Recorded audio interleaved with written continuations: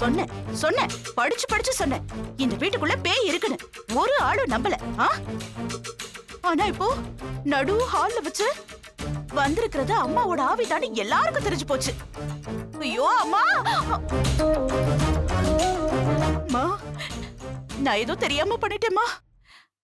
அதுக்காக என் பொண்ணு உடம்புல பூந்து ஏமா இப்படி சித்திரவதை பண்ற? ஹலோ, நான் புலம்புறது காதுல விழுதா இல்லையா? ஏமா, உனக்கு ஏதாவது வேணும்னா சொல்லுமா, அதை நான் நிறைவேற்றி வைக்கிறேன். நீ பாட்டுக்கு உண்மையை ஒத்துக்கன்னு சொல்ற. ஒத்துக்கிட்டா ஏன் நிலைமை என்ன ஆகும்? இல்ல என் பொண்ணு வாழ்க்கைதான் என்ன ஆகும்? என்னம்மா ஒண்ணுமே பேச மாட்டேங்கிற?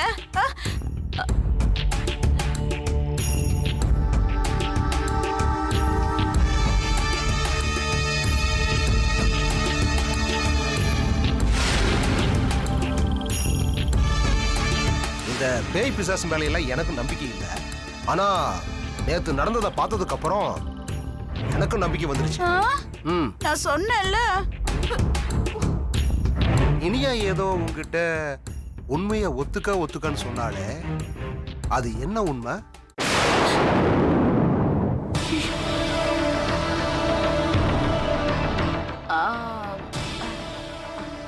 அப்படியா சொன்னா?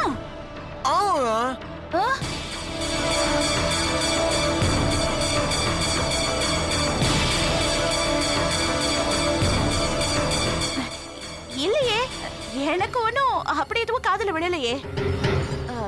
என் பொண்ணு உடம்புலதான் பேய் இருக்குன்னு தெரிஞ்ச உடனே நான் அதிர்ச்சி வந்ததுல அப்படியே உறைஞ்சு போயிட்டேன்டா. காது கூட அடைச்சு போச்சு, எதுவுமே கேட்கல. ஏங்க, அது நிஜமாவே பேய் தானா?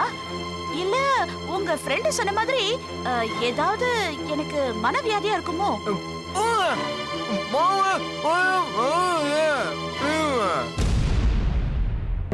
ஆமாங்கோடி, சாமியார் பூஜை பண்ணி இனியாவை மந்திரத்தாலேயே காலுக்கு இழுத்துட்டு வந்தாரே. இந்துவை நடக்கவே முடியாத அளவுக்கு பண்ணாரு. என் கண்ணுக்கு முன்னால நடந்தத நான் எப்படி போயின்னு நினைக்க முடியும்? இனியா அப்படியே அத்தை மாதிரியே பேசுனா?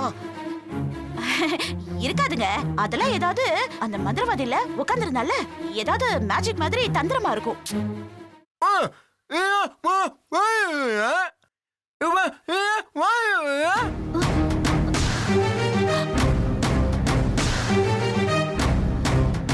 இல்ல தம்பி, எல்லா விதத்திலயும் நாம யோசிச்சு பார்க்கணும்ல. என்னன்னா, இனி அவக்கு அவ பாட்டினா ரொம்ப பிடிக்கும். அது ஆழமா அவ மனசுல பதிஞ்சு அதனால கூட அவ அப்படி நடந்திருக்கலாம்ல. சரி கோடி, அது அப்படியே இருந்தாலும் உங்க அம்மா ஏன் உன்னை மிரட்டணும்?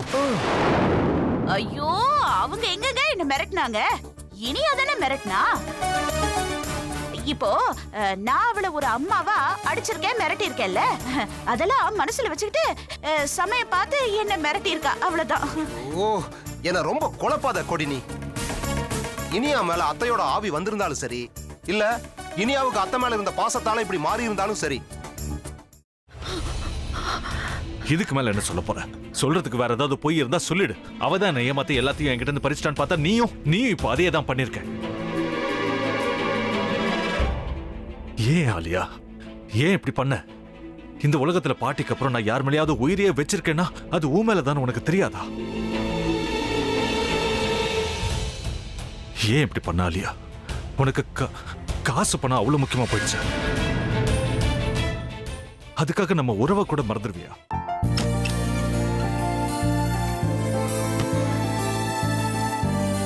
சக்தி சக்தி, ஒரு நிமிஷம்.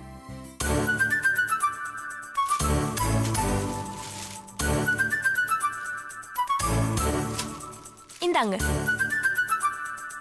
என்ன இது? உங்களுக்கு பிடிச்ச பிராண்ட் செப்பல். இது என்ன, நான் தலையில வச்சுட்டு தூங்கணுமா? சரி, அதை விடுங்க. இங்க பாத்தீங்களா, டைம் பீஸ். இதோட அலாரம்க்கு தான் நீங்க டெய்லி எந்திரிக்கணும். அதெல்லாம் என் மொபைல்ல இருக்கு. முத்து, முத்து, என்னடி இவன் முத்துன்னு ஒருத்திய உருவாக்கி விட்டான். செல்வியை மறப்பான்னு பார்த்தா எப்ப பார்த்தாலும் முத்து முத்துன்னு கூப்பிட்டு இருக்கான். முத்துவ கூப்பிட மட்டுமா செய்யறான், முத்துவ வச்சு என்னென்னமோ செய்யறான். நாம தான் இளிச்சவாய் மாதிரி வேடிக்கை பார்த்துட்டு இருக்கோம்.